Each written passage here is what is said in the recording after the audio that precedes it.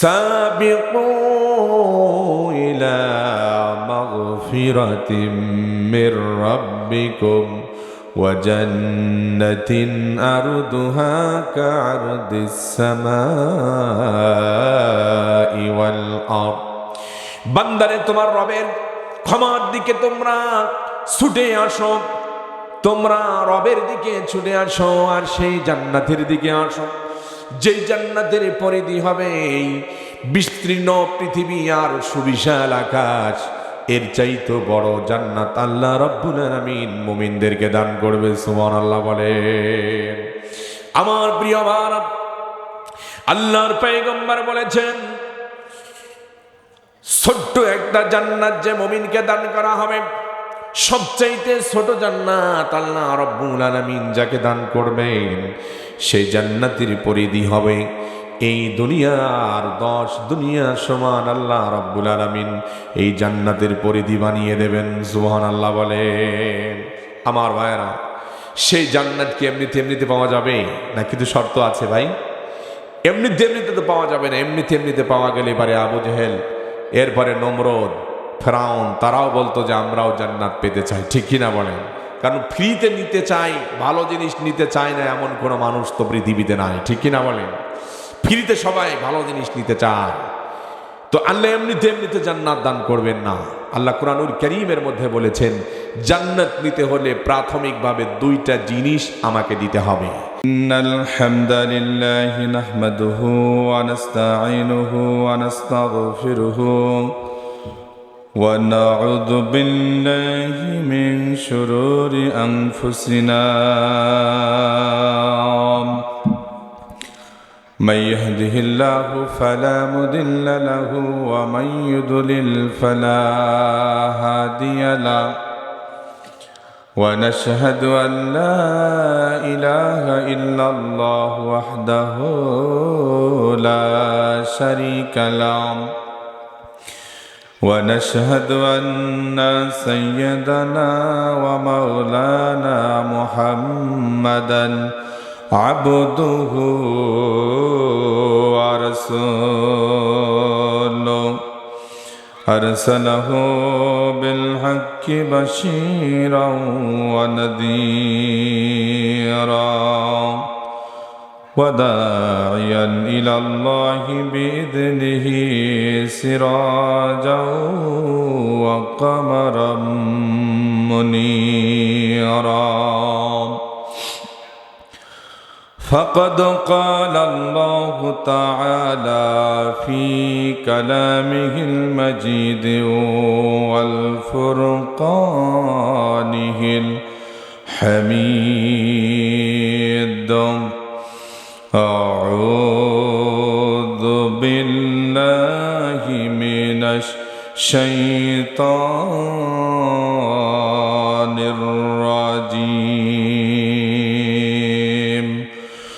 بسم الله الرحمن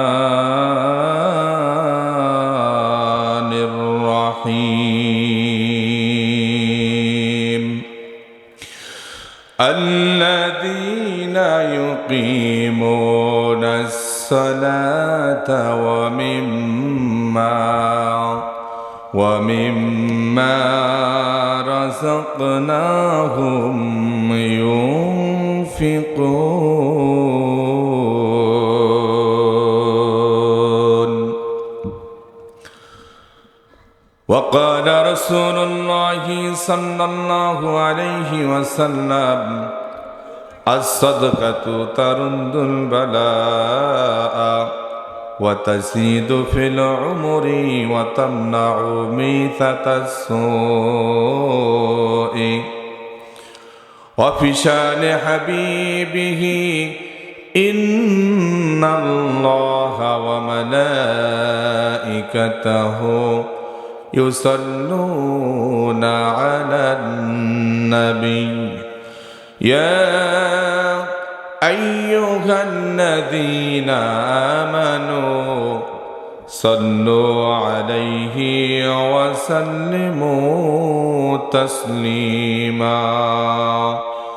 اللهم صل على محمد وعلى آل محمد كما صليت على إبراهيم وعلى آل إبراهيم إنك حميد مجيد اللهم بارك على محمد وعلى آل محمد كما باركت على إبراهيم وعلى آل إبراهيم إنك حميد مجيد بلغ العلا بكماله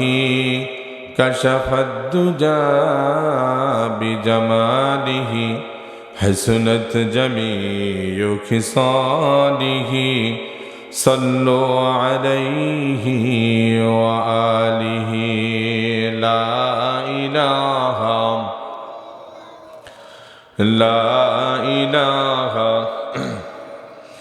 جر لا إله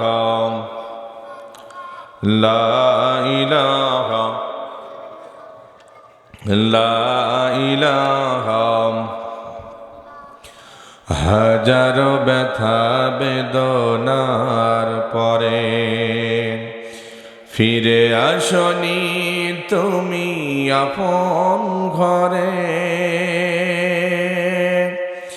দিনের আলো তুমি ছড়িয়ে দিতে চলে গেলে মদিনায় মক্কা ছেড়ে হে রাসূল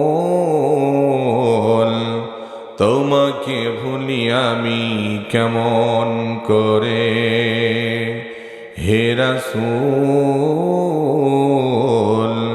তোমাকে ভুলি আমি কেমন করে লা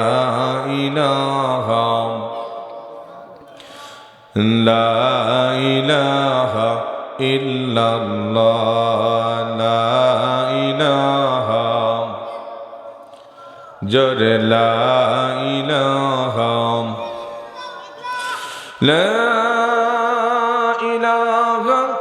ইল্লাল্লাহ মুহাম্মাদুর রাসূলুল্লাহ।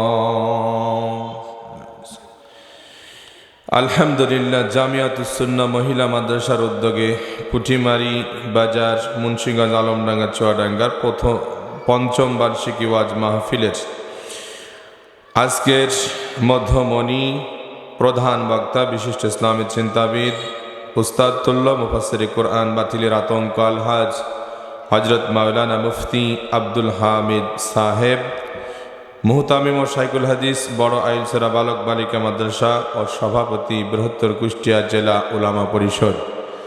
আল্লাহ তার এই গোরামকে কোরআনের ময়দানে কবুল মঞ্জুর করে নিক, সকলে বলেন আমিন। বিশেষ করে আজকের এই মাহফিলের সম্মানিত সভাপতি হযরত মাওলানা মুফতি আব্দুর রব সাহেব, সিনিয়র মুহাদ্দিস বড় আইলসরা বালক বালিকা মাদ্রাসা ও সভাপতি অত্র মাদ্রাসা।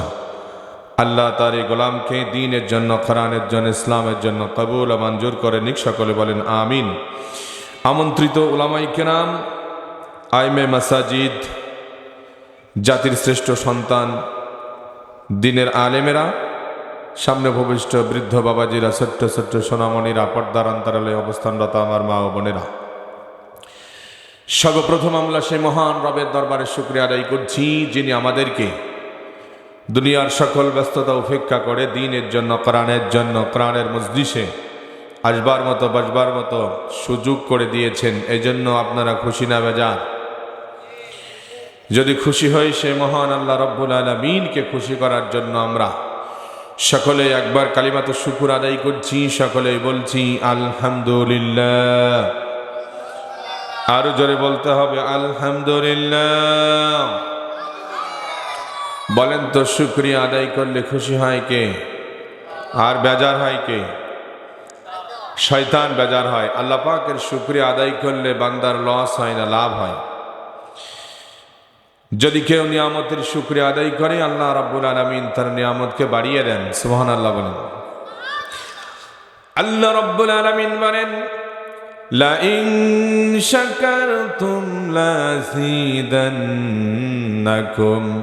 ওয়া লা ইন কাফারতুম ইন্না আযাবী লাশাদীদ। রাব্বুল আলামিন ডেকে বলে, শোনো গোলামেরা, আমি আল্লাহ রাব্বুল আলামিনের শুকরিয়া যদি আদায় করতে পারো আমি আল্লাহ রাব্বুল আলামিন তোমার নিয়ামতকে আরো বাড়িয়ে দেব। সুবহানাল্লাহ বলবেন না?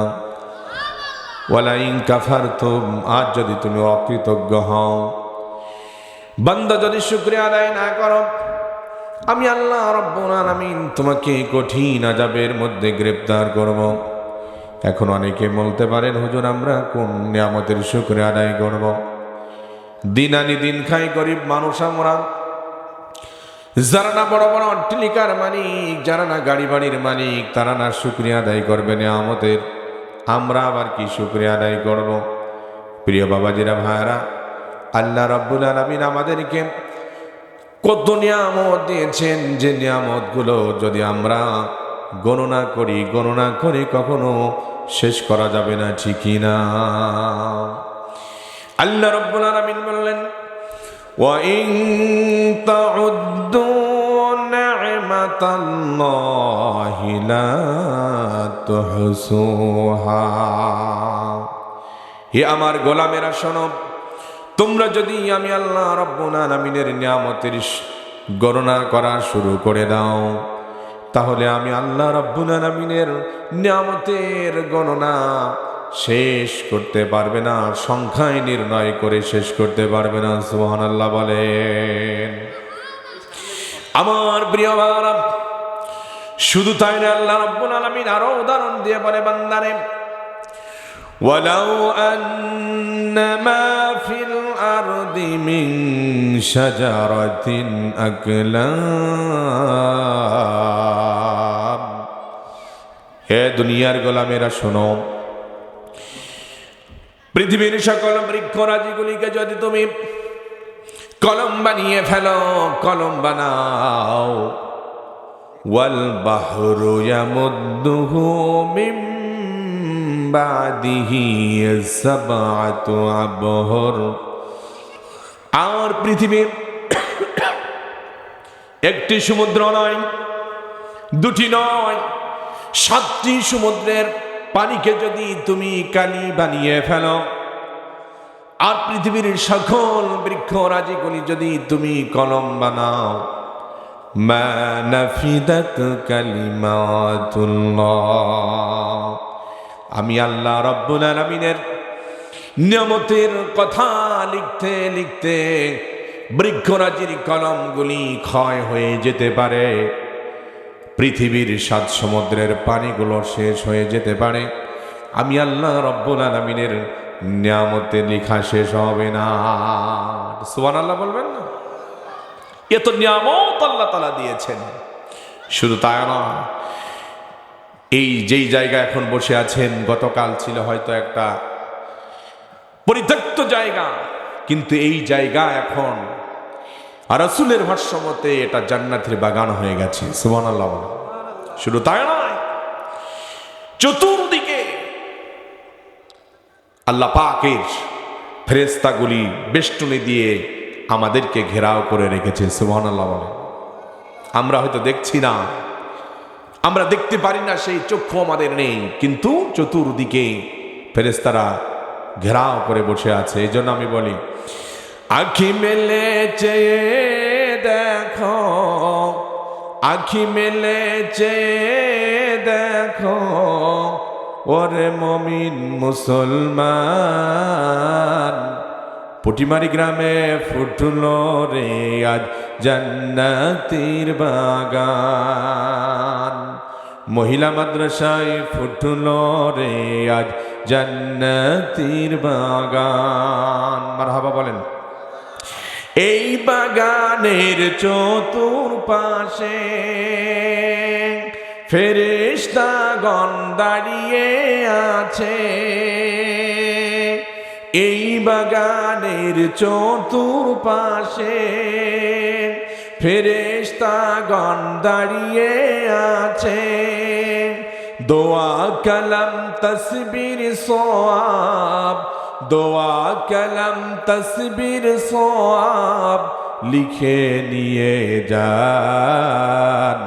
পুটিমারি গ্রামে ফুটলো রে আজ জান্নাতির বাগান, মহিলা মাদ্রাসায় ফুটলো রে আজ জান্নাতির বাগান। আখি মেলে চেয়ে দেখো, আখি মেলে চেয়ে দেখো, ওরে মুমিন মুসলমান,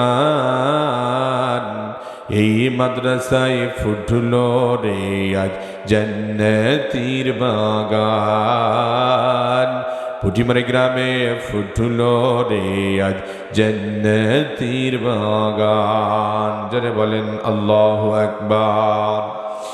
আমার প্রিয় ভাইরা, এই মজলিসের ভিতরে যদি আসতে পারেন, ছোটাছুটি যদি না করতে পারেন, আল্লাহ রাব্বুল আলামিনের ঘোষণা, আল্লাহ রাসূল সাল্লাল্লাহু আলাইহি ওয়াসাল্লামের ঘোষণা, বান্দা যদি তওবা করতে পারে আর এর পরবর্তী যদি আর কোনো গুনাহ না করে, আল্লাহ তার জিন্দেগীর সব গুনাহগুলো মাফ করে দেবেন। সুবহানাল্লাহ। এই জন্য বান্দা ক্ষমার দিকে আসতে হবে। রব তো ক্ষমা করার জন্য আমাদেরকে বারবার ডাকেন। আল্লাহ কুরআনুল কারীমের মধ্যে বলেন, বান্দারে সাবিকু ইলা মাগফিরাতিম মির রাব্বিকুম ওয়া জান্নাতিন আরদুহা কা'আরদিস সামাই ওয়াল আরদ। বান্দারে, তোমার রবের ক্ষমার দিকে তোমরা ছুটে আসো, তোমরা রবের দিকে ছুটে আসো আর সেই জান্নাতের দিকে আসো, যেই জান্নাতের পরিধি হবে এই বিস্তীর্ণ পৃথিবী আর সুবিশাল আকাশ। এর চাইতে বড় জান্নাত আল্লাহ রাব্বুল আলামিন মুমিনদেরকে দান করবে। সুবহানাল্লাহ বলেন।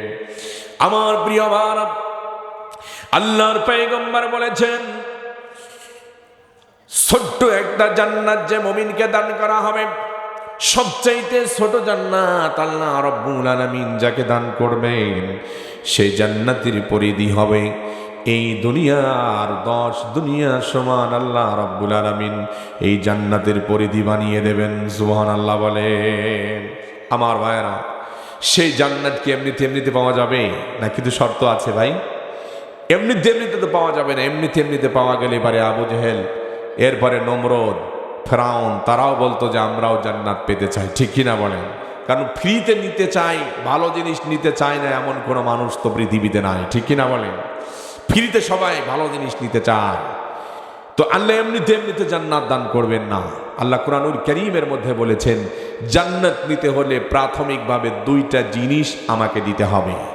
আল্লাহকে আমরা 2টা জিনিস দেব, আর আল্লাহ আমাদেরকে কি দিবেন ভাই? জান্নাত দান করবেন।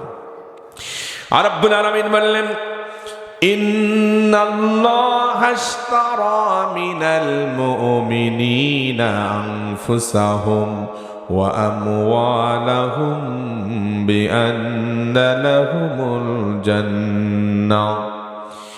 আর রব্বুল আলামিন এই আয়াতের মধ্যে বললেন, নিশ্চয় আমি আল্লাহ রব্বুল আলামিন আমার মুমিন বান্দাদের কাছ থেকে ক্রয় করে নিয়েছি তাদের জান এবং মাল। কিসের বিনিময়ে?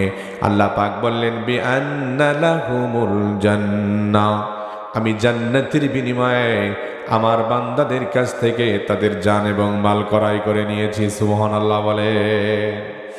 আমার প্রিয় ভাইরা, জান দেওয়ার, মাল দেওয়া, সাহাবায়ে কেরাম রাদিয়াল্লাহু তাআলা আনহুম আজমাইন যারা ছিলেন, তারা তো নবীজির সাথে যুদ্ধের ময়দানে নিজের জীবনটা পর্যন্ত ইসলামের জন্য, কোরআনের জন্য বিলীন করে দিয়েছেন। ঠিকই না? আমার প্রিয় ভাইরা, দুনিয়ার সমস্ত আরাম আয়েশকে তারা ভুলে গিয়েছেন। দুনিয়ার মোহ ভুলে গিয়ে তারা দ্বীনের জন্য, কোরআনের জন্য তারা নিজের তাজা জীবনটাকে পর্যন্ত দিয়ে দিয়েছে।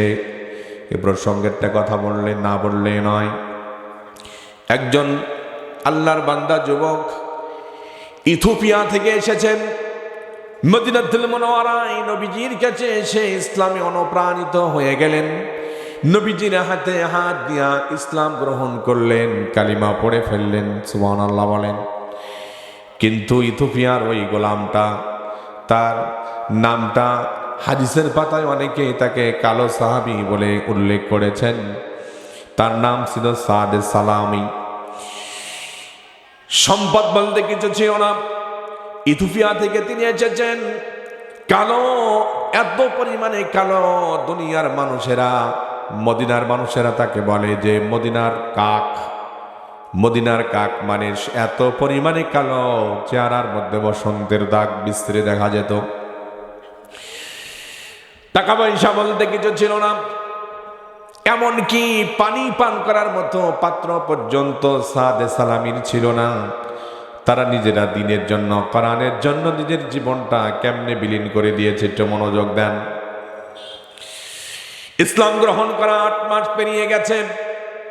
একবার আল্লাহর পয়গম্বর সাহাবাদেরকে নসিহা করছেন, নসিহত করছেন, ওয়াজ করছেন। সাদে সালামি ওই পেছনে দাঁড়িয়ে রয়েছেন, বসে রয়েছেন, কিন্তু মনটা বড় খারাপ। মাঝে মাঝে চোখ দিয়ে পানি ঝরছে। মজলিস শেষ হয়ে গেল। নবীজি আমার সাদে সালামির কাছে গিয়ে বললেন, সাদে সালামিরা, কিসের জন্য তুমি কাঁদছো? কিসে তোমাকে কাঁদালো? সাদে সালামি বলে, ইয়া রাসূলুল্লাহ, আমি বিয়ে করার জন্য কাঁদতেছি। সুবহানাল্লাহ কান। নবীজি আমার বললেন, কি কথা বলছো? বিয়ের জন্য কাঁদো তুমি? সাহাবী বললেন, ইয়া রাসূলুল্লাহ, আমার বলা তো শেষ হয় নাই। দুনিয়ার মানুষেরা বিয়ে করে নিজের যৌবন আর শাহওয়াতকে মেটানোর জন্য, চাহিদা মেটানোর জন্য, কিন্তু আমি তো বিয়ে করতেছি ওই জন্য না, বিয়ে করতে চাই ওই জন্য না। নবীজি আপনি বলেছেন, আন-নিকাহু মিন সুন্নতি, বিবাহ হলো আমি রাসূলের সুন্নত।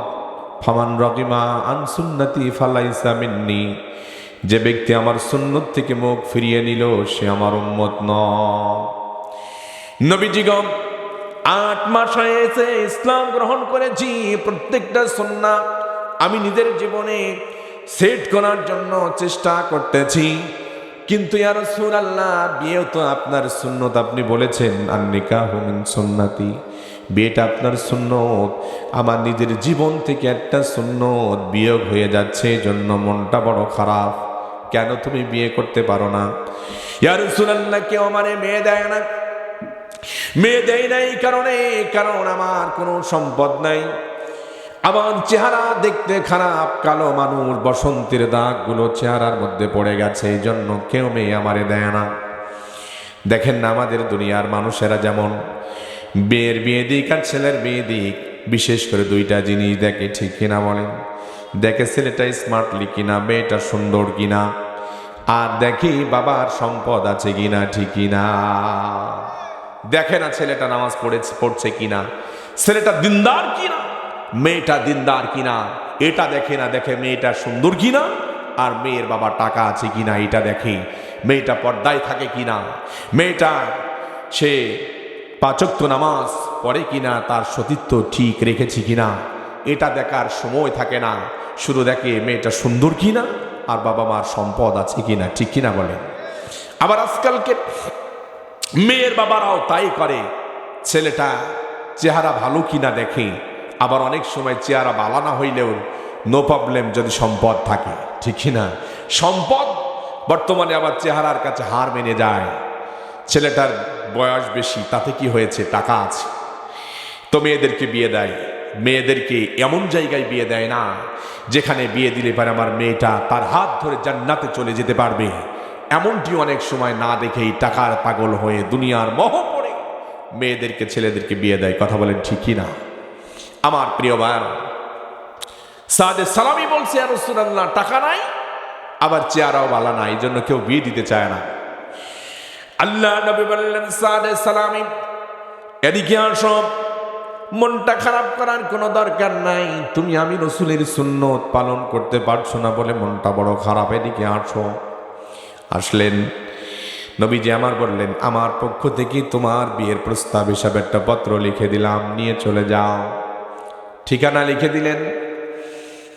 ঠিকানা নিয়ে সাদে সালামি ওই ঠিকানা মোতাবেক দৌড় দিয়েছেন। অনেক দিনের মনের আশা, বিয়ে করবে, বিয়ে করতে পারে না, চলে যাচ্ছেন। সাহাবাই কেরামরা বলছে, সাদে সালামি কোথায় যাও? ও সাহাবী ভাইরা, অনেকদিন মনের আশা, বিয়ে করব, কিন্তু বিয়ে আমার কেউ দেয় না। আল্লাহ নবী আমাকে পত্র দিয়েছেন, বিয়ের প্রস্তাব দিয়েছেন, অমক বাড়িতে আমি যাচ্ছি, দেরি করব না, তোমরা আমাকে দেরি করিয়ে দিও না। সাহাবাই কেরামরা বলল, দেখি তোমার পত্রখানা কার নাম, কোন ঠিকানা লেখা আছে? সাহাবীরা দেখে যার নাম রয়েছে, সেই লোকটা হলো মদিনাতুল মুনাওয়ারার মধ্যে জমিদার একজন লোক, টাকা পয়সা তার কোনো কমতি নাই, অভাব নাই। আবার তার মেয়ের যে নামটা লিখেছে, মেয়েটা হলো হুরে মদিনা, মদিনার মধ্যে সবচেয়ে সুন্দরী মহিলা। সুবহানাল্লাহ। সাহাবীরা বলল, সাহাবী সাদে সালামি, তুমি তোমার নিজের চেহারা কখনো আয়নায় দেখেছো কিনা? টাকা পয়সা বলতে তো কিছু নাই, আমার চেহারাটা বালা না, কিন্তু যেই জায়গায় তুমি বিয়ের প্রস্তাব নিয়ে যাচ্ছ, এটা ধনাঢ্য পরিবার, আবার মেয়েটাও হচ্ছে হুরে মদিনা, মদিনার মধ্যে অনেক সুন্দর চেহারা তাকে বিয়ে করার জন্য মদিনার সুদর্শন পুরুষরা, টাকাওয়ালা পুরুষরা পর্যন্ত লাইন দিয়ে দাঁড়িয়ে থাকে, সেখানে তুমি যাও।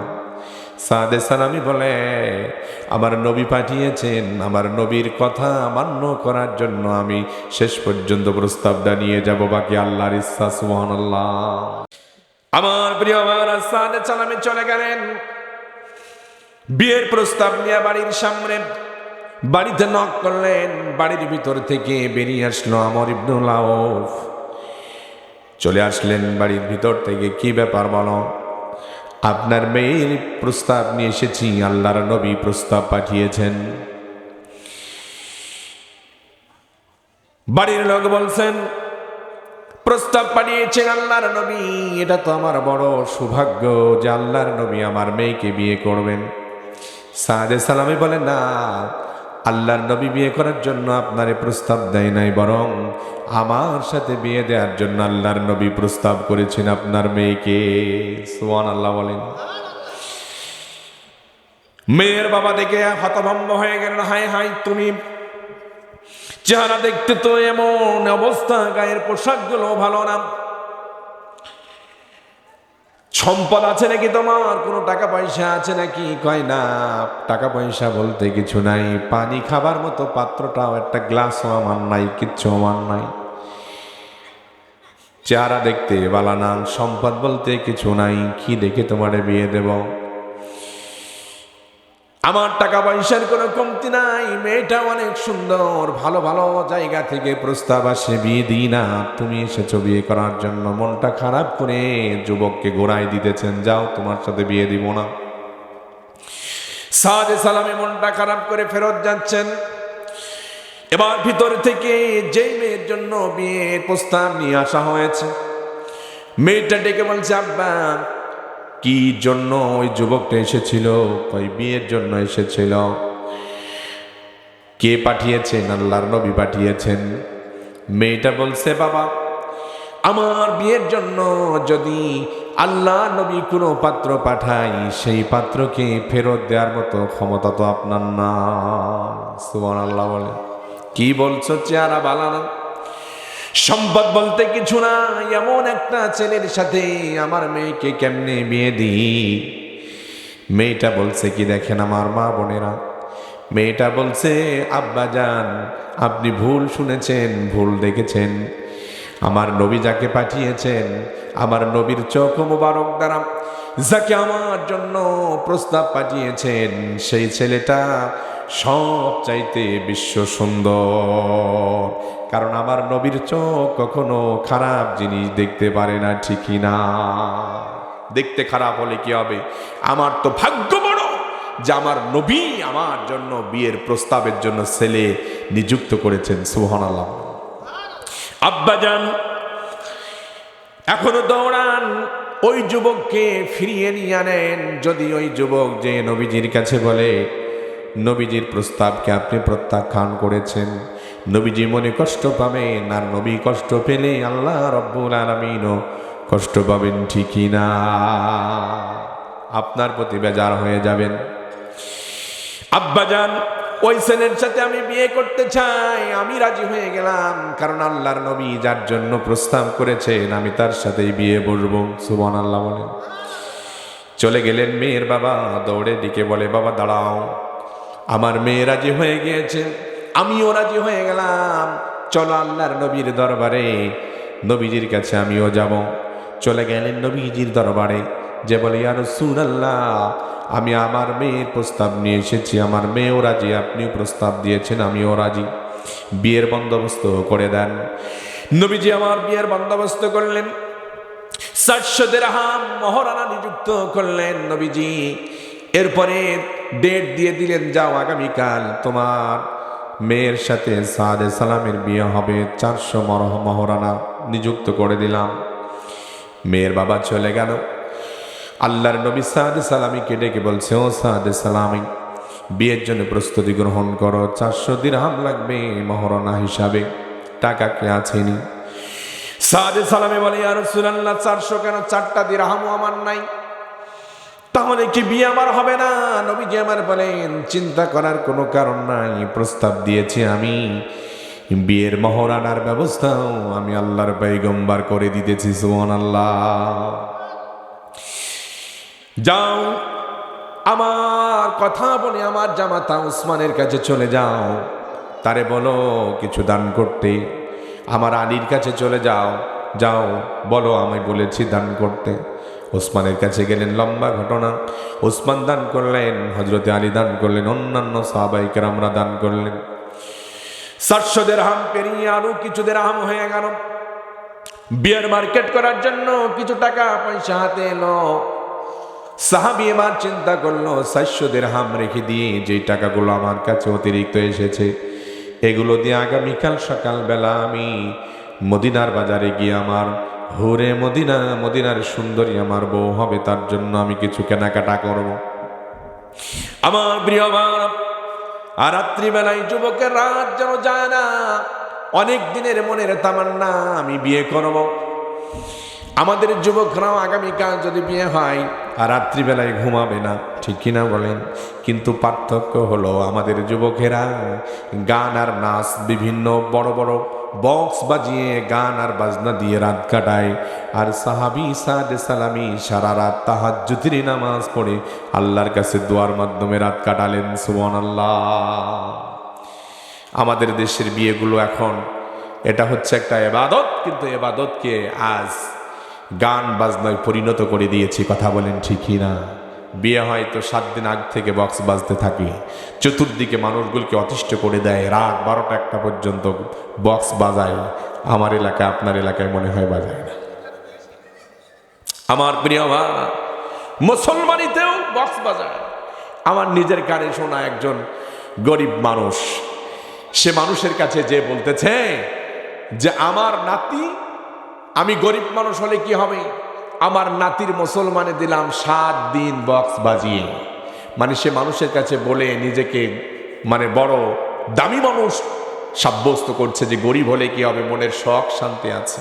7 দিন বক্স বাজিয়ে মুসলমানি দিয়েছি। মুসলমানি এটা সুন্নতে খতনা, এটা ইসলামের একটা ঐতিহ্য। সেই ইবাদতকে বানিয়ে ফেলেছে গান বাজনা দিয়ে, এবং নিজেকে মানুষের কাছে আরো ইনভাইট করছে যে দেখো আমি কত বড় কাজ করেছি। ঠিক না ভাই আমার ভাইরা? এই জন্য ইবাদতগুলিকে যেন আমরা গুনাতে পরিণত না করে দিই, এটা আমাদের খেয়াল রাখতে হবে। একটু জিকির করেন, লা ইলাহা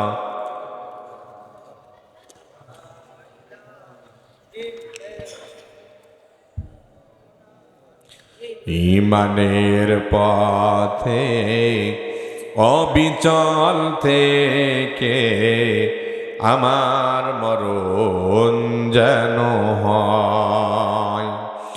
ইমানের পথে অবিচল থেকে আমার মরণ যেন হয়।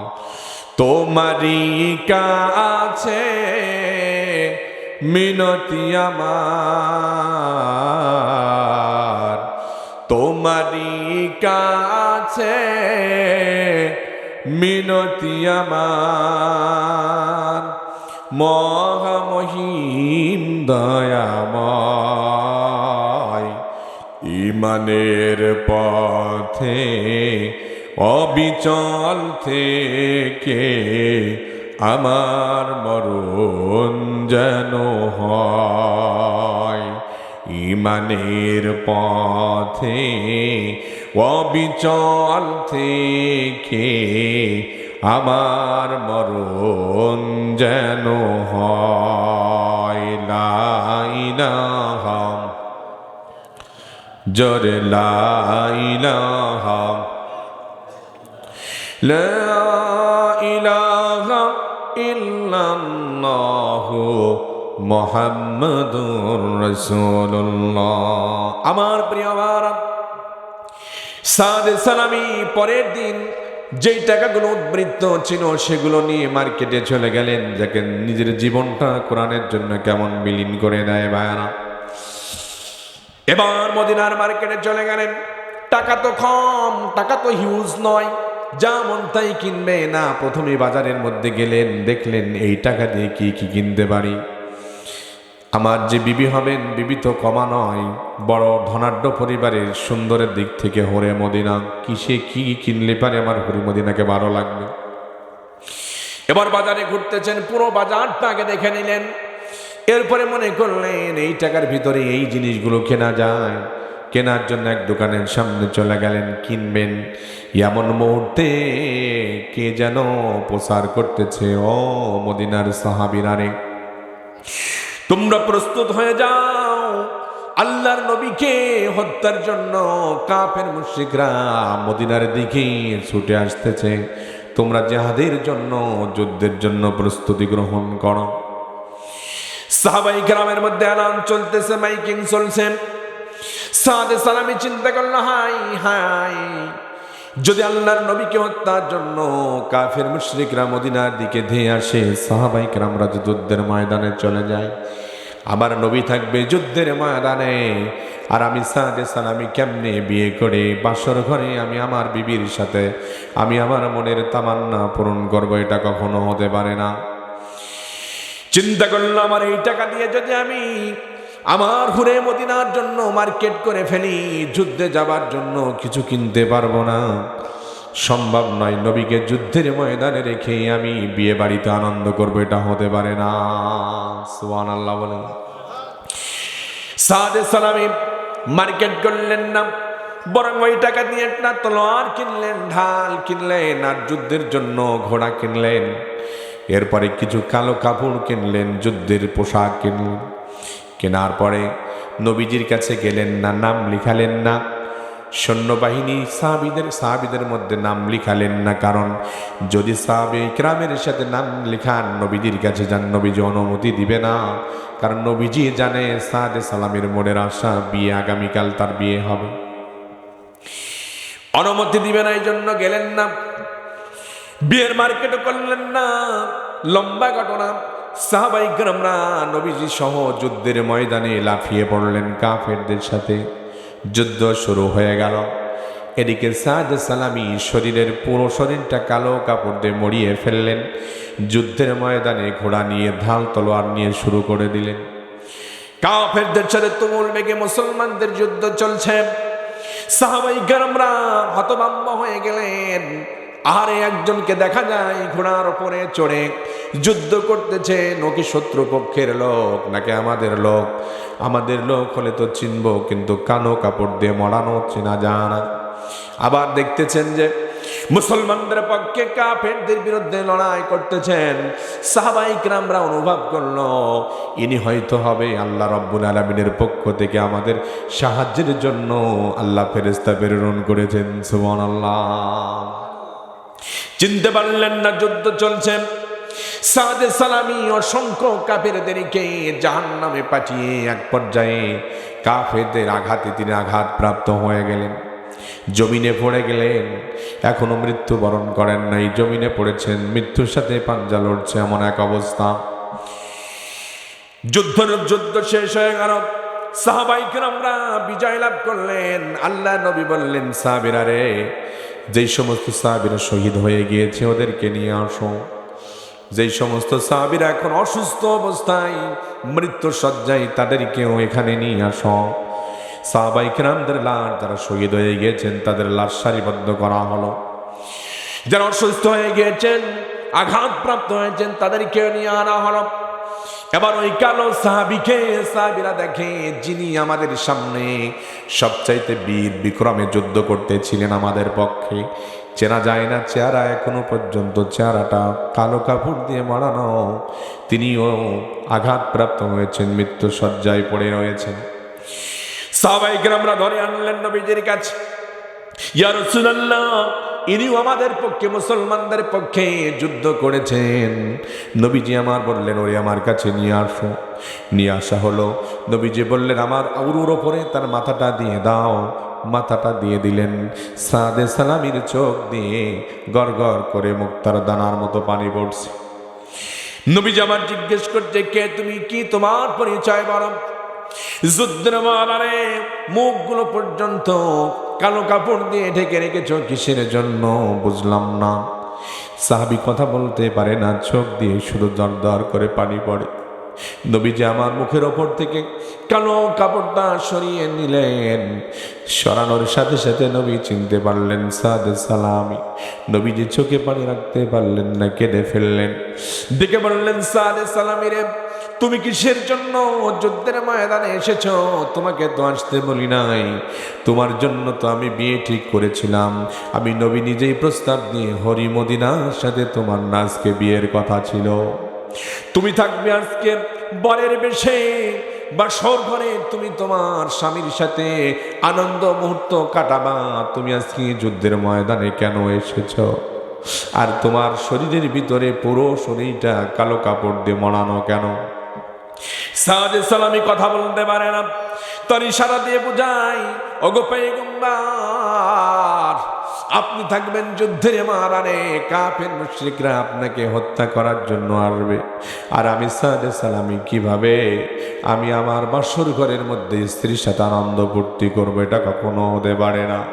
আপনি আল্লাহর পয়গম্বর, আপনি আল্লাহর হাবিব। আমি আপনাকে নিজের জীবনের চাইতে বেশি ভালোবাসি। আপনি যুদ্ধের ময়দানে থাকবেন ইসলামের পক্ষে, কোরআনের পক্ষে, ইসলামকে সমুন্নত করার জন্য। আর আমি আমার চাহিদা পূরণের জন্য যৌবনকে আমি আমার বাসর ঘরে কাটাবো, এটা হতে পারে না। আমি আমার শরীরের ভিতরে কালো কাপড় মরিয়ে নিয়েছি এই জন্য। গো নবীজি, আপনি যদি আমাকে দেখে ফেলতেন হয়তো অনুমতি দিতেন না। এই জন্য চতুর্দিকে কালো কাপড় দিয়ে আমি আমার শরীরটাকে ঢেকে রেখেছি, যাতে আপনি চিনতে না পারেন আর আমারে বাধা না দেন। সুবহানাল্লাহ বলেন। আমার প্রিয় ভাইরা, সাহাবায়ে কেরামরা নিজের জীবনটা ইসলামের জন্য, কোরআনের জন্য দিয়ে দিয়েছেন। এই কথা শুনে নবীজি আমার চোখে পানি রাখতে পারলেন না। মুক্তার দানার মতো নবীজির চোখ মুবারক থেকে পানিগুলো পড়ে দাড়িগুলো ভিজে যাচ্ছিল। নবীজি আমার সাদে সালামিকে ওর ওপর নিয়ে কথা বলতেছিলেন। হঠাৎ করে সাদে সালামি শহীদের তামান্না নিয়ে শহীদের সেই মহা সুধা পান করে দুনিয়া থেকে তিনি বিদায় হয়ে গেলেন, মরে গেলেন। নবীজি আমার আরো কান্না শুরু করলেন। নবীজির কান্না দেখে সাহাবায়ে কেরামরাও কান্না থামাতে পারলেন না, কেঁদে ফেললেন। নবীজি আমার শুধু কান্না করেন আর কান্না। এক পর্যায়ে নবীজি আমার হযরতে সাদে সালামি চেহারা দেখে তাকিয়ে হঠাৎ করে হেসে পড়লেন। এরপরে কিছুক্ষণ পর আল্লাহর পয়গম্বর আবার সাদে সালামির মুখের দিক থেকে মুখটা ফিরিয়ে নিলেন। সাহাবায়ে কেরামরা একে মুহূর্তে আল্লাহর নবীকে তিনটা সিম্পটম দেখলেন। নবীজি আমার কাঁদলেন, এরপরে আবার হাসলেন, এরপরে সাদে সালামির মুখ থেকে মুখটা ফিরিয়ে নিলেন। সাহাবায়ে কেরামরা মন্তব্য করলেন, ওগো আল্লাহর পয়গম্বর, একই মুহূর্তে আপনার তিনটা সিম্পটম চেহারার মধ্যে ফুটে উঠলো, বুঝলাম না। নবীজি আবার বলেন, সাহাবীরা রে, আমি প্রচুর পরিমাণে ব্যথায় ব্যতীত হয়েছি। আমার সাদে সালামীর মনের বড় শখ ছিল আমার সুন্নত পালন করতে গিয়ে বিয়ে করবে। বিয়েও ঠিক হয়েছে, 400 মহরানা দিরহাম নির্যাতন নির্ধারিত হয়েছে। হুরে মদিনার সাথে আজকে বিয়ে, আজকে দরবার রাত্রে স্ত্রীর সাথে থাকার কথা, কিন্তু সব সুখ বিসর্জন দিয়া ইসলামের জন্য নিজের জীবনটা দিয়ে দিয়েছেন। এই জন্য আমি কাঁদতেছিলাম আর হাসতেছিলাম। এই জন্য আমি আমার সাদে সালামীর চেহারার মধ্যে দেখতে পেলাম আমার আল্লাহ রাব্বুল আলামিন তার জীবনকে কবুল করে নিয়েছে, তার জীবনটাই যে ইসলামের জন্য দিয়ে দিলেন। এই জন্য আল্লাহ রাব্বুল আলামিন খুশি হয়ে দুনিয়ার বিয়ে যে হুরে মদিনার সাথে হয় নাই, এই জন্য জান্নাতের হুরগুলিকে আল্লাহ রাব্বুল আলামিন তাকে শুভেচ্ছা দেওয়ার জন্য পাঠিয়ে দিয়েছেন। সুবহানাল্লাহ। এইটা দেখে আমি হাসতেছিলাম আর আমি মুখটা ফিরিয়ে নিলাম। এই জন্য আমি দেখতে পেলাম ওই হুরগুলো আমার সাদে সালামীকে অভ্যর্থনার শুভেচ্ছা দেওয়ার জন্য দৌড়ে যখন আসতেছিল, হুরগুলো তাদের দৌড়ে আসার কারণে তাদের পোশাকগুলো এলোমেলো হয়ে যাচ্ছিল, পায়ের গোছাগুলো দেখা যাচ্ছিল। এই জন্য আমি নবীজি লজ্জিত হয়ে মুখটা সাদে সালামীর দিক থেকে ফিরিয়ে নিলাম। জোরে বলেন সুবহানাল্লাহ। আমার প্রিয় ভাইরা, সাদে সালামী নিজের জীবনটাকে ইসলামের জন্য দিয়ে দিয়েছেন, কোরআনের জন্য দিয়ে দিলেন। আল্লাহ পাক সেটাই বললেন, ইন্নাল্লাহা আশতারা মিনাল মুমিনিনা আনফুসাহুম ওয়া আমওয়ালাহুম বিআন্না লাহুমুল জান্নাহ। আমি আমার গোলামদের কাছে তাদের জান এবং মালকে ক্রয় করে নিয়েছি বিআন্না লাহুমুল জান্নাহ, জান্নাতের মাধ্যমে। তাহলে শর্ত মোতাবেক আল্লাহ রাব্বুল আলামিন আমাদেরকে জান্নাত দান করবেন, আর আমরা আমাদের জীবন এবং আমাদের সম্পদ আল্লাহরে দান করব, ঠিক কি না? আমার প্রিয় ভাইরা, সাহাবায়ে কেরামরা নিজের জীবন দিয়ে দিয়েছেন। আমরা জীবন দেওয়া নয়, আমাদের তো এতটুকু সামর্থ্য রয়েছে দ্বীনের জন্য, কোরআনের জন্য, ইসলামের জন্য আমরা অন্তত আমাদের দেয়া সম্পদগুলিকে তো খরচ করতে পারি। কথা বলেন ঠিক কি না? আমার প্রিয় ভাইরা, আল্লাহ রাব্বুল আলামিন কুরআনুল কারীমের মধ্যে বলেছেন, বান্দা তুমি মনে করছো আমি কি দান করব? আমার তো টাকা নাই, পয়সা নাই, আমি তো গরিব মানুষ, আমি কি দান করব? ইসলামের ক্ষেত্রে আল্লাহ রাব্বুল আলামিন গরিব মানুষরা ইসলামের জন্য বেশি সহযোগিতা করেছে, ঠিক কিনা বলে? আল্লাহ রাব্বুল আলামিন বলেন, ওগো নবীজি, কেউ যদি আপনাকে প্রশ্ন করে আমি কি দান করব, আল্লাহ পাক বললেন, ওয়ায়াসআলুনাকা মাযা ইউনফিকুনা কুলিল আফওয়া। নবীজি আপনাকে যদি কেউ প্রশ্ন করে কি দান করব, নবীজি আপনি তাদেরকে বলে দেন, কুলিল আফওয়া, তুমি নিজের সংসার চালানোর পরে অতিরিক্ত যতটুকু থাকবে তার মধ্য থেকে তোমার সামর্থ্য মোতাবেক তুমি দ্বীনের জন্য, কোরআনের জন্য দান করো। দান করা থেকে তুমি তোমার হাতকে গুটিয়ে রেখো না, কারণ যে যত বেশি দান করবে আল্লাহ রাব্বুল আলামিন দুনিয়াতেই তাকে তার সম্পদের মধ্যে বৃদ্ধি করে দেবেন। সুবহানাল্লাহ বলেন। আমার প্রিয় ভাইরা, আল্লাহ রাব্বুল আলামিন বলেন, ওয়ালা তাজআল ইয়াদাকা মাগলুলাতান ইলা উনুকিকা। বান্দারে দান করা থেকে তুমি তোমার হাতকে গুটিয়ে রেখো না। তুমি যদি দান করতে পারো বান্দা, আমি আল্লাহ রাব্বুল আলামিন দুনিয়াতেই তোমাকে সম্পদশালী বানিয়ে দেব। জোরে বলেন সুবহানাল্লাহ। আমার প্রিয় ভাইরা, আল্লাহ রাব্বুল আলামিন বলেন, ইয়ামহাকুল্লাহুর রিবা ওয়া ইউরবিস সাদাকাত। আল্লাহ রাব্বুল আলামিন সুদকে ধ্বংস করে দেন আর দানকে আল্লাহ রাব্বুল আলামিন বৃদ্ধি করে দেন। সুবহানাল্লাহ। দুনিয়াতেই আল্লাহ তাআলা দান যারা করে তাদের সম্পদের মধ্যে আল্লাহ তাআলা বরকত দান করেন, বৃদ্ধি করে দেন, বাড়িয়ে দেন। সুবহানাল্লাহ বলেন। আর ইয়ামহাকুল্লাহুর রিবা, আর সুদকে আল্লাহ রাব্বুল আলামিন ধ্বংস করে দেন। যদিও আমরা বাহ্যিক দৃষ্টি থেকে দেখি সুদে টাকা লাগালে টাকা বেড়ে যায় আর দান করলে হাত থেকে চলে যায়, কিন্তু আল্লাহ পাক বললেন যে যারা সুদে টাকা লাগায় দেখতে দেখা যায় টাকা, কিন্তু ওটার কোনো বরকত থাকে না। দান যারা করবে আল্লাহ রাব্বুল আলামিন কোন দিক থেকে যেন তার দানের মধ্যে বরকত দান করবে, সম্পদকে বাড়িয়ে দেবে। সুবহানাল্লাহ বলে। আমার প্রিয় ভাইরা, হযরত আলী রাদিয়াল্লাহু তাআলা আনহু তার ঘরের ভিতরে 3 দিন কোনো খাবার নাই।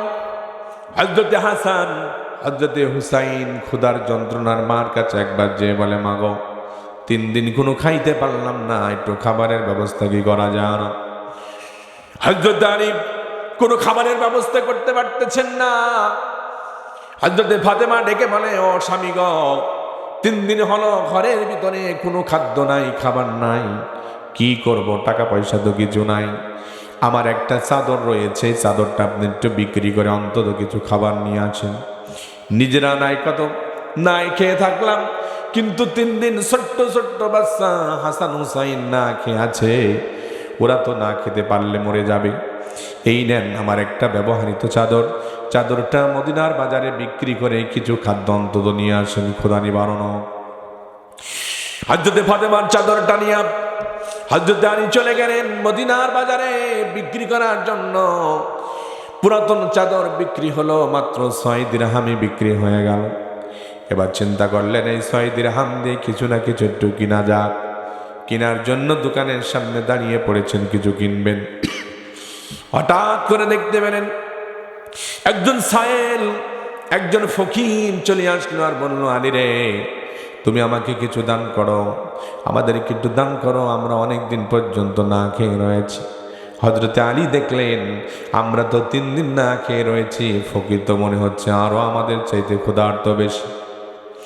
হযরত আলী রাদিয়াল্লাহু তাআলা আনহু তিনি ফকিরকে তাড়িয়ে দিলেন না, তিনি তার হাতে যে 6টা দিরহাম ছিল সেই 6টা দিরহাম ফকিরকে দান করে দিলেন। সুবহানাল্লাহ। এবার চিন্তা করলেন দান না করে দিলাম, কিন্তু আমার ফাতেমা যে পুরাতন চাদর ব্যবহৃত চাদরটা আমাকে বিক্রি করতে দিল, আমি হাসান হুসাইনের জন্য কিছু কিনে নিয়ে যাব, কিন্তু কিছুই তো কিনতে পারলাম না, দান তো করে দিলাম। এবার তিনি ওখান থেকে বাড়ির পথে রওনা দিয়েছেন। পথের ভিতরে একজন ব্যক্তি হাতির ভিতরে একটা উটে রশি ধরে দাঁড়িয়ে রয়েছেন। আলীকে ডেকে বলেন, আলী রে, আমি এই উটটা বিক্রি করতে চাই, তুমি কিনবা নাকি? হযরত আলী দেখে উটটা খুব সুন্দর দেখা যায়।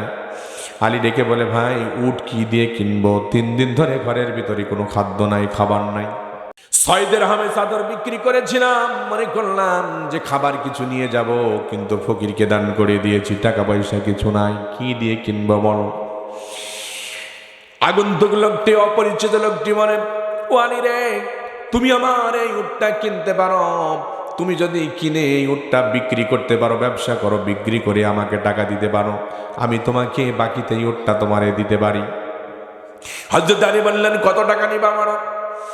অপরিচিত উটের মালিক ডেকে মানে, আলী রে, তুমি যদি আমাকে 100 দিরহাম দাও তাহলে আমি তোমাকে এই উটটা দিতে পারে, বাকিতে বিক্রি করে তুমি আমারে টাকা দিবা। হযরত আলী দেখলেন 100 টাকায় যদি 100 দিরহামে যদি উটটা কিনি তাহলে এটা বিক্রি করলে আমার অনেক লাভ হবে, কারণ উটটা দেখতে খুব ভালো লাগে। হযরত আলী বললেন, ঠিক আছে, আমারে দাও। উটের রশি ধরে তিনি যাচ্ছেন বাজারের দিকে বিক্রি করার জন্য। এখনো পর্যন্ত বাজারে যেতে পারেন নাই। পথের মাঝখানে আরেকজন আগন্তুক ব্যক্তি বলে, আলী রে, কোথায় তুমি যাও?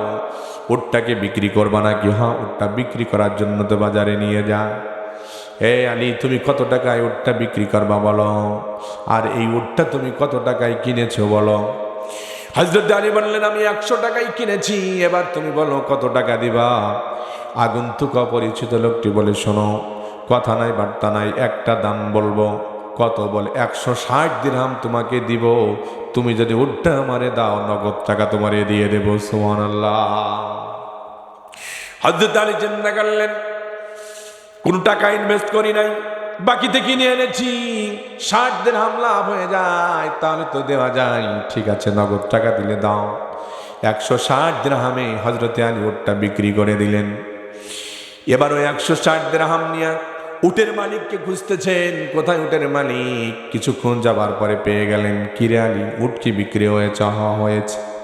তাহলে আমার 100 দিরহাম তুমি আমাকে দিয়ে দাও। হযরত আলী 100 দিরহাম দিয়ে দিলেন, বাকি 60 দিরহাম তার লাভ থেকে গেল। সুবহানাল্লাহ। বাজারে ফেরত চলে গেলেন, খাবার কিনলেন। খাবার কেনার পরও টাকা বেঁচে থাকলো, টাকা নিয়ে চলে গেলেন বাড়িতে। এমন খাবার কিনেছেন। ফাতেমা বুঝতে পেরেছেন পুরাতন একটা চাদর বিক্রি করে এত খাবার হবার কথা নয়।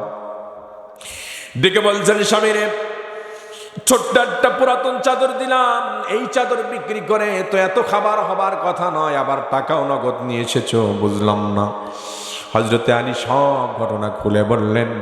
ফাতেমা বললেন, আমি তোমার এই জিনিস ততক্ষণ পর্যন্ত ব্যবহার করব না যতক্ষণ পর্যন্ত আমার আব্বা জান নবীজির কাছে ঘটনা খুলে বলবো, ততক্ষণ পর্যন্ত।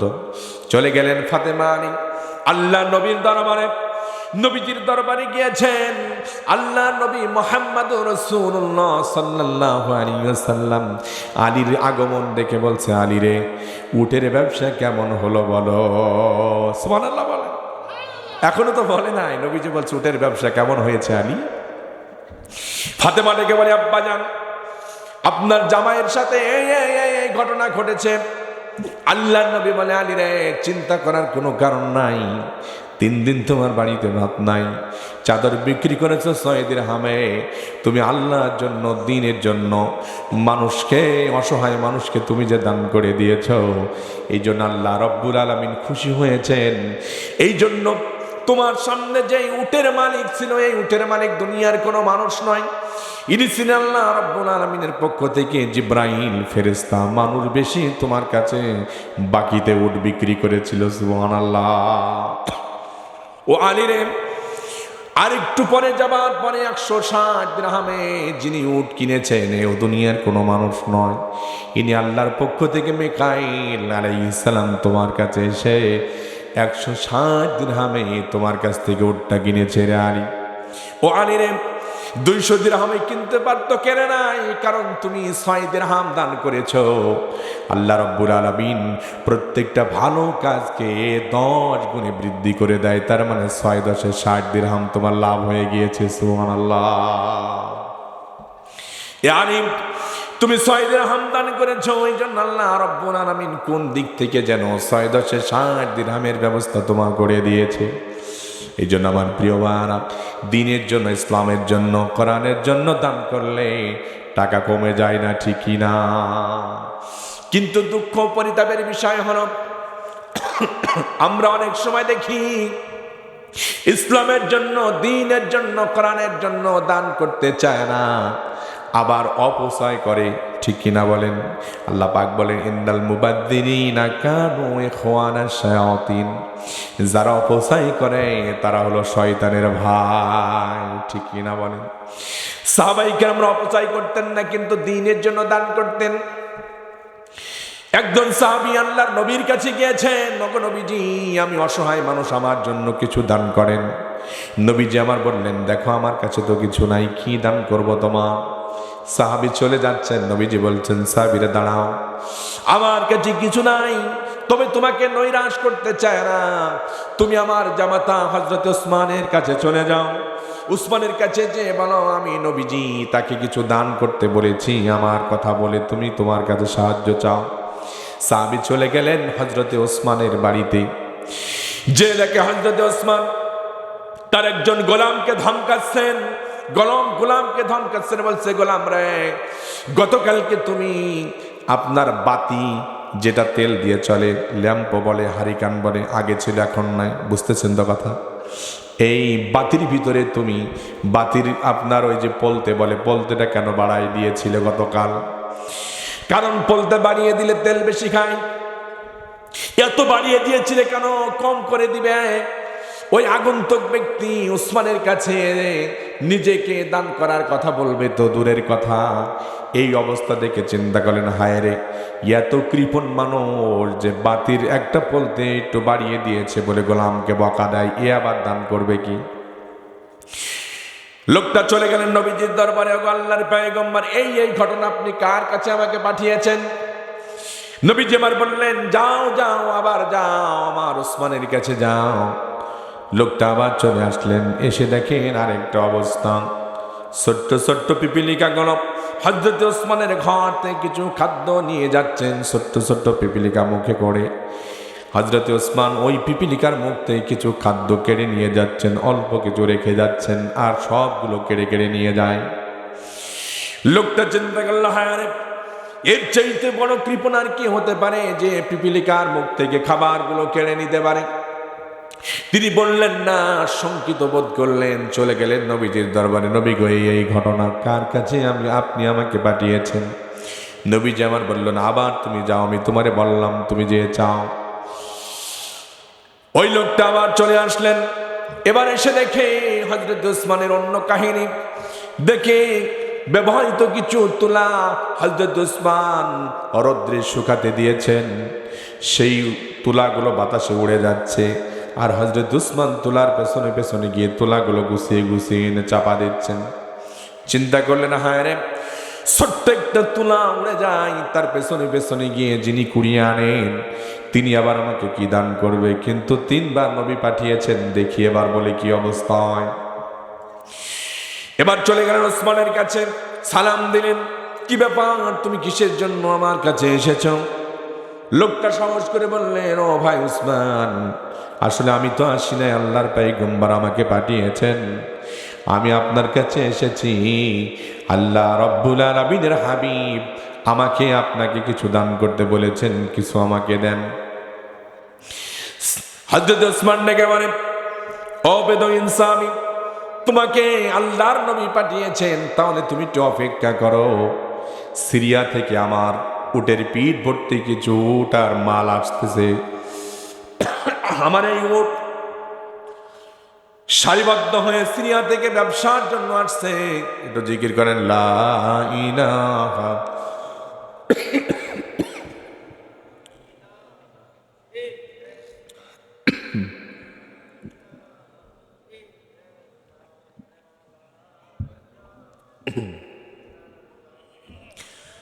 যাদের হৃদয়ে আছে আল্লাহর ভয়, তারা কভু পথ ভুলে যায় না। আল্লাহর প্রেম ছাড়া এই দুনিয়ায় কারো কাছে কোনো কিছু চাই না। ঠিক কিনা বলেন? যাদের হৃদয়ে আছে আল্লাহর ভয়, তারা কভু পথ ভুলে যায় না। আল্লাহর প্রেম ছাড়া এই দুনিয়ায় কারো কাছে কোনো কিছু চাই না। রাতের আধারে যারা সিজদাতে রয়, দু চোখের অশ্রুতে নদী যেন বয়। রাতের আধারে যারা সিজদাতে রয়, দু চোখের অশ্রুতে নদী যেন বয়। ছলনার হাতছানি যত আসুক, পেছনে ফিরেও সে তাকাই না। যাদের হৃদয়ে আছে আল্লাহর ভয়, তারা কভু পথ ভুলে যায় না। আল্লাহর প্রেম ছাড়া এই দুনিয়ায় কারো কাছে কোনো কিছু চাই না। লা ইলাহা।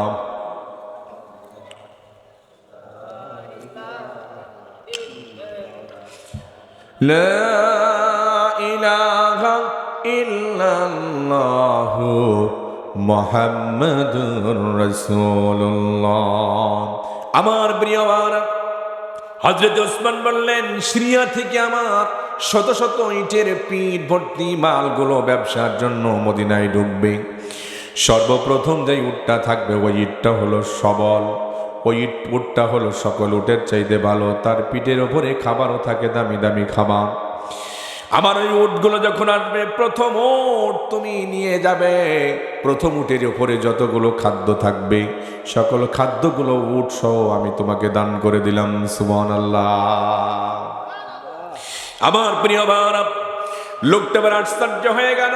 হাই হাই, যে লোকটা পিপিলিকার মুখ থেকে খাবার কেড়ে নিতে পারে, যে তুলার পেছনে পেছনে দৌড়ায়, যে আপনার বাঁধির পলতেটা বাড়িয়ে দিয়েছে, তেল বেশি লাগবে বলে গোলামকে বকা দেয়, এই লোকটা কেমনে করে এত কিছু দান করে? আশ্চর্য হয়ে গেলেন। ডেকে বললেন, ভাই ওসমান, আমি 3 বার এসেছিলাম আপনার কাছে, এই অবস্থা দেখলাম, এইগুলো আপনি করলেন, অথচ দান করলেন, বুঝলাম না।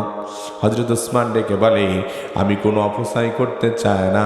শোনো, আমি যে প্রথমে এই যে বাতির যে পলতেটা এটা বাড়ানোর জন্য বকা দিয়েছিলাম, এই জন্য যে অপচয় হবে, এই জন্য ওই পিপিলিকার মুখ থেকে খাবারগুলো কেড়ে নিয়েছিলাম, এই জন্য যে এতগুলো খাবার নিয়ে গেলে নষ্ট হবে, তার যতটুকু দরকার ততটুকু রেখে আমি দূরে সরিয়ে দিয়েছি। তুলাটাও এই জন্য, তুলাটা চলে যাবে, নষ্ট হয়ে যাবে, অপচয় হয়ে যাবে, অপচয় করতে আমি চাই না। আর আল্লাহর নবী যে তোমাকে পাঠিয়েছেন আমি দান করে দিলাম, কারণ হলো আমি যেটা ব্যবহার করব এইটা আল্লাহ রব্বুল আলামিনের কাছে আমাকে হিসাব দিতে হবে। যতটুকু আমি ব্যবহার করব, খরচ করব আমার জন্য, সেইগুলো তো আল্লাহর কাছে হিসাব দেওয়া লাগবে। আর যেটা দ্বীনের জন্য, কোরআনের জন্য অসহায় মানুষকে আমি দান করে দেব, ওই টাকাটা হিসাব আমাকে দেয়া লাগবে না, বরং এই টাকার হিসাব আমি আল্লাহ রব্বুল আলামিনের কাছে কিয়ামতের দিন গুনে গুনে নেব। সুবহানাল্লাহ বলেন। আমি যা খরচ করব এটার হিসাব আল্লাহর কাছে দেওয়ান লাগবে, কিন্তু কোরআনের জন্য, ইসলামের জন্য যেটা আমি দান করব এটার হিসাব তো আমার দেয়া লাগবেই না, বরং আল্লাহর কাছে এর হিসাব বুঝে নেব। সুবহানাল্লাহ। চলে আসলো উটের পিঠ ভর্তি কাবাব। এবার প্রথম উটটা রশিটা ধরে লোকটা নিয়ে যাচ্ছেন, কিন্তু উটের একটা চরিত্র হলো যে প্রথম উটটা যেই দিকে যায় বাকি সব উটগুলো তার পেছনে পেছনে যায়। তো লোকটা যারে দান করছে প্রথম উটটা রশি ধরে নিয়ে যায়, বাকি উটগুলো তার পেছনে পেছনে যায়। তো হযরত ওসমান বলছেন যে যেহেতু তোমার প্রথম উটের পেছনে ওইগুলো চলছে, তাহলে আমি আল্লাহর প্রতি খুশি হয়ে সকল উটের মালিক আর সম্পদের মালিক তোমারে বানিয়ে দিলাম। সুবহানাল্লাহ। আমার ভাইয়েরা, দ্বীনের জন্য, ইসলামের জন্য, কোরআনের জন্য দান করলে সেটা থেকে যায়। কথা বলেন ঠিক কি না? আল্লাহর নবী বলেছেন, আস-সাদকাতু তারুদ্দুল বালাআ, যে ব্যক্তি সাদকা করে, দান করে, আল্লাহ তাকে বালা মুসিবত থেকে হেফাজত করেন। ও তাজিদু ফিল উমর, এবং তার হায়াতের মধ্যে আল্লাহ তাআলা বরকত দান করে। সুবহানাল্লাহ বলেন। আমার ভাইরা, কি আছেন আল্লাহর দ্বীনের জন্য, কোরআনের জন্য সাহাবায়ে কেরামরা যেমন দান করে দিয়েছেন, সাহাবায়ে কেরামরা নিজের সবকিছুর সর্বোচ্চ ত্যাগ করে দ্বীনের জন্য, কোরআনের জন্য দান করেছেন। একবার হযরতে ওমর, হযরতে আলী, হযরতে ওমরে ফারুক এবং হযরতে ওসমান, আল্লাহর নবী বললেন তোমরা যুদ্ধের জন্য দান করো। সংক্ষেপ আকারে বলি ভাইয়েরা, সবাই দান করতেছেন। হযরত আবু বকরও দান করছেন। নবীজি জিজ্ঞেস করছেন, কে কতটুকু দান করেছো? আবু বকর হিসাব দিচ্ছেন, ওমর হিসাব দিচ্ছেন, আলী হিসাব দিচ্ছেন। আবু বকরকে লাস্টে জিজ্ঞেস করছে, তুমি একটু ভালো করে বলো তো, কি তুমি নিয়ে এসেছো আর কি বাড়িতে রেখে এসেছো? হযরত আবু বকর যে উত্তরটা দেখেন, ভালো করে শোনেন। আবু বকর বলে, ইয়া রাসূলুল্লাহ, বাড়িতে কাপড় সেলাই করার জন্য সুচ ব্যবহার করি, সেই সুচগুলো রাখার জন্য আমরা অনেক সময় বেড়াই, আপনার বেড়া বলেন, আমরা যে পাটকারির বেড়া বলি, এই বেড়াতে গুজে রাখি। কিন্তু আপনি আজকে যখন যুদ্ধের ময়দান, জিহাদের ময়দানের জন্য আপনি চেয়েছেন, আমার বাড়িতে জাগতিক সম্পদ যা আছে সব তো নিয়ে এসেছি, কিন্তু আসার সময় প্রত্যেকটি বেড়াগুলোকে চেক করে এসেছি যে কোনো জায়গায় একটা সুচ আছে কিনা। সেই সুচটাও আমি যদি দ্বীনের জন্য দান করতে পারি, আমার কোনো মুজাহিদ ভাইয়ের কাজে লাগবে। এই সুচটাও চেক করে এসেছি, আমার বাড়িতে নাই, সব দান করে দিয়েছি। সুবহানাল্লাহ। এই জন্য আমার প্রিয় ভাইরা, কি আছেন হযরতে ওসমানের মতো, হযরতে আলীর মতো, হযরতে আবু বকরের মতো আমি জান্নাতে যেতে চাই। আল্লাহর পয়গম্বর বলেন, সাহাবীরা রে শোনো, আল্লাহ রাব্বুল আলামিনের 8 জান্নাত পেতে দুনিয়ার মানুষগুলি পাগল। তোমরা কি শোনো না, দুনিয়ার মানুষ জান্নাত পাবার জন্য পাগল, কিন্তু আল্লাহ রাব্বুল আলামিনের 8 জান্নাত দুনিয়ার একটা মানুষকে পাবার জন্য পাগল। সুবহানাল্লাহ বলেন। সাহাবীরা বলল, ইয়া রাসূলুল্লাহ, কোন ব্যক্তি সে যাকে জান্নাত পাবার জন্য পাগল? নবীজি আমার বললেন, আমার আবু বকর দান করতে করতে সব দান করে দিয়েছে, এই জন্য আল্লাহর 8 জান্নাত আবু বকরকে পাবার জন্য আল্লাহর কাছে প্রতিযোগিতা শুরু করে দিয়েছে। সুবহানাল্লাহ। কি আছেন আমার ভাইরা, সে Abu Bakr. Muslim Times 24. Enjoy the Holy Quran.